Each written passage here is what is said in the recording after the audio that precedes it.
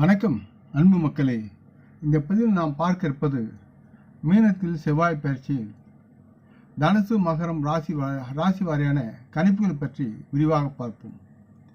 செவ்வாய் பகவான் துணிச்சலான போர் வீரன் என்று அழைக்கப்படுகிறார். இவர் ஆற்றல், உந்துதல் மற்றும் லட்சியத்தின் உமிழும் கிரகமான செவ்வாய் பகவான் மீனத்தின் ஆன்மீக அடையாளத்தின் மீது அவர் தன் தாக்கத்தை அமர்த்துகிறார்.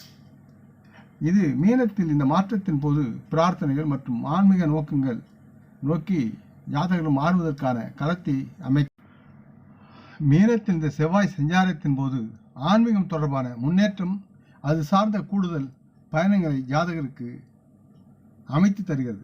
மேஷ வீட்டின் அதிபதியான செவ்வாய் மீனத்தில் வாசம் செய்யும் இருப்பதால் ஜாதகரின் தொழில், பண ஆதாயம், அங்கீகாரம் மற்றும் வளர்ச்சியின் அடிப்படையில் மிதமான முடிவுகளை அவர் தருகிறார்.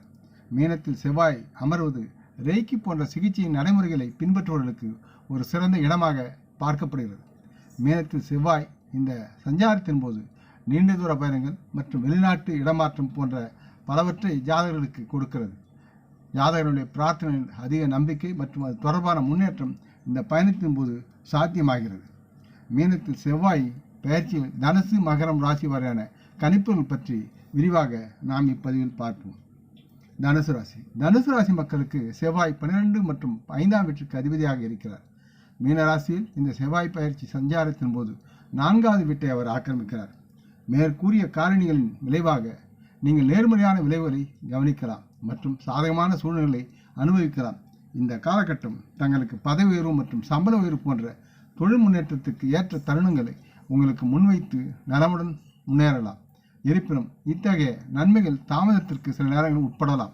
கூடுதலாக இந்த நேரத்தில் சர்வதேச முயற்சிகளுக்கான வாய்ப்புகள் உங்களுக்கு அதிகமாக இருக்கிறது. தங்களின் வணிக நடவடிக்கைகளில் ஈடுபடும் இந்த மக்கள் இந்த பயணத்தின் போது கணிசமான லாபத்தை பெறுவார்கள்.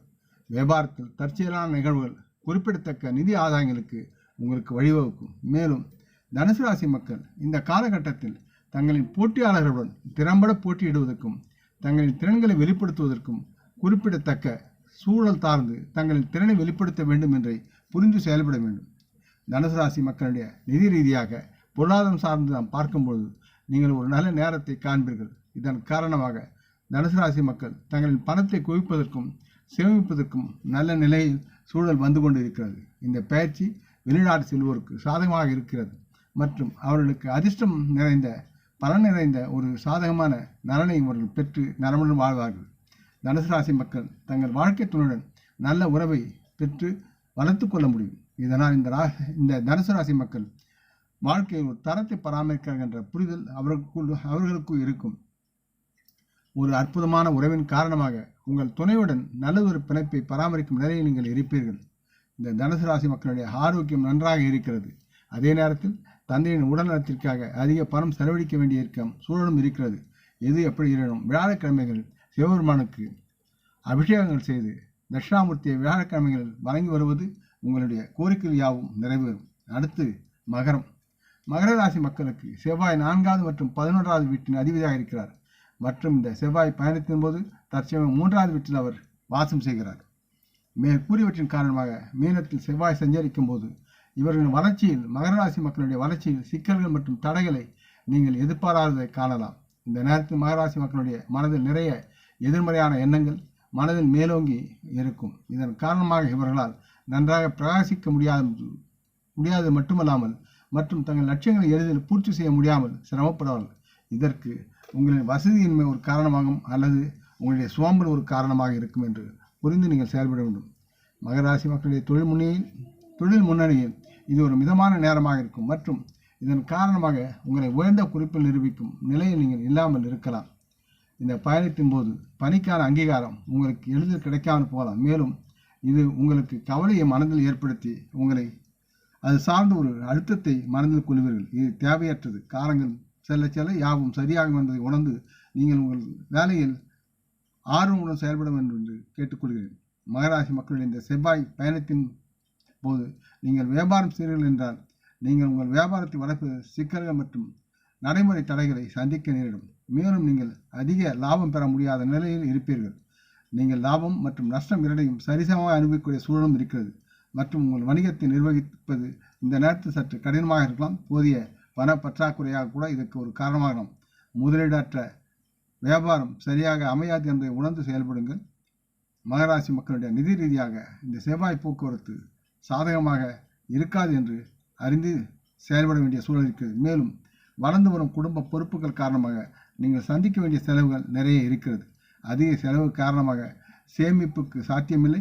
சேமிப்பிலிருந்து குறையும் தன்மையும் இருக்கிறது. சிலருக்கு கடன் வாங்க வேண்டிய சூழலும் உண்டாகி உங்களை சிரமப்படுத்தும். மகராசி மக்களுடைய உறவுகளை பொறுத்தவரை உங்கள் வாழ்க்கை துணை நீங்கள் சுமூகமான உறவை பெற முடியாமல் போகலாம்.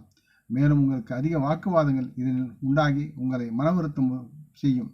உங்கள் வாழ்க்கை துணையுடன் புரிதல் இல்லாததால் தேவையற்ற கருத்து மோதலும் சச்சரவுகளும் இதன் விளைவாக இது போன்ற விஷயங்களை உங்களுக்கு சாத்தியமாகலாம். எனினும் உங்கள் இருவருக்குள்ளும் உண்டாகும் ஈகோ பிரச்சனைகள் இதே நிலை ஏற்பட்டு உங்களை துன்புறுத்தும். ஆகவே தம்பதிகள் இருவரும் ஈகோவை விட்டு அன்புடன் ஒற்றுமையாக வாழ முயற்சித்து பேசி பழகுதல் நலமாகும். உங்களுக்கு மகராசி மக்களுடைய ஆரோக்கியத்தை பார்க்கும்போது தங்களின் உடல்நலம் சரியாக இல்லாமல் இருப்பதற்குண்டான சூழல்கள் இருக்கிறது. காரணம் உங்களுடைய மன அழுத்தமே. மேலும் செரிமானம் தொடர்பான பிரச்சனையுடன் உங்கள் கால்கள் மற்றும் தொடைகள் வலியை நீங்கள் அனுபவிக்கலாம். கண் சம்பந்தமான எரிச்சலும் சில நேரங்களில் உங்களுக்கு வந்து செல்லக்கூடிய சூழல் இருக்கிறது. பரிகாரமாக சனிக்கிழமைகளில் சனிகிரகத்துக்கு பூஜை செய்வதும் அவரை வணங்குவதும் சிவாவிஷ்ணு கோயில் சென்று வருவதும் உங்களுக்கு நன்மையாக இருக்கும். இந்த பதிவை நீங்கள் விரும்பி இருப்பீர்கள் என்று நம்புகிறேன். அப்படி இருந்தால் நீங்கள் இதை உங்கள் நலம் விரும்பிகளும் பகிர்ந்து கொள்ள வேண்டும் என்று கேட்டுக்கொள்கிறேன். நாம் முன்னோரை மனமோந்து போற்றுவோம். இந்த பதிவை லைக் செய்து சப்ஸ்கிரைப் செய்து மற்றவருக்கும் பகிரும் அன்பர்கள் யாவரும் வளமுடன் நலமாக தேக திலகாத்திர ஆயுள் ஆரோக்கியத்துடன் சகலவிதமான தன தானிய ஆபராணி ஐஸ்வர்யனை பெற்று சர்வ காரிய ஜெயத்துடன் வாழ்வாங்க வாழ இறைவன் பாதம் பணிகிறேன். வணக்கம். நன்றி.